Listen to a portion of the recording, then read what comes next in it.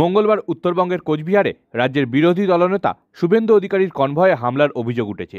তাকে উদ্দেশ্য করে গো ব্যাক স্লোগান দিতে দেখা যায়। পাশাপাশি শুভেন্দুর বুলেট প্রুফ গাড়ির কাছেও আঘাত করা হয় বলে অভিযোগ।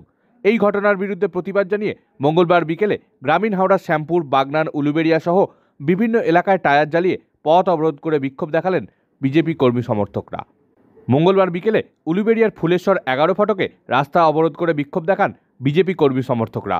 এই অবরোধ কর্মসূচিতে সামিল হন হাওড়া গ্রামীণ জেলা বিজেপির সভাপতি দেবাশিস সামন্ত, প্রাক্তন সভাপতি অরুণ উদয় পাল চৌধুরী সহ অন্যান্যরা। উলুবেড়িয়া থানার পুলিশ গিয়ে অবরোধ তুলে দেয়।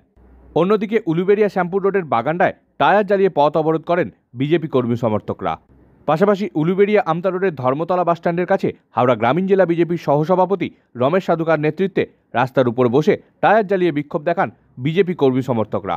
দলীয় পতাকা হাতে রাস্তার উপর বসে স্লোগান দিতে থাকেন তাঁরা। উপস্থিত ছিলেন মণ্ডল সভাপতি পিন্টু ধারা, গৌতম দলি সহ অন্যান্যরা। শ্যামপুর মোড়ে মণ্ডল সভাপতি শুভেন্দু সামন্তের নেতৃত্বে অবরোধ করে বিক্ষোভ দেখায় বিজেপি কর্মী সমর্থকরা।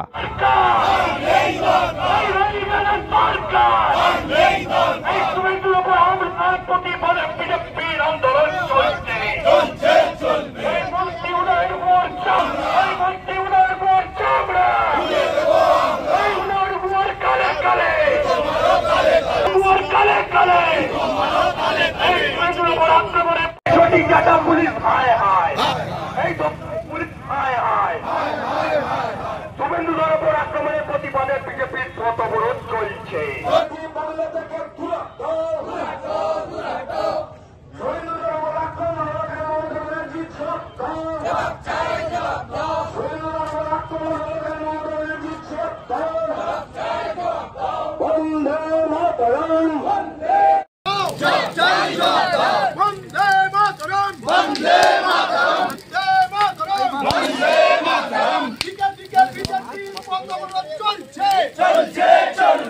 আমাদের বিরোধী দলনেতা শুভেন্দুর উপর আক্রমণ হলো কেন? পুলিশ প্রশাসন জবাব দাও।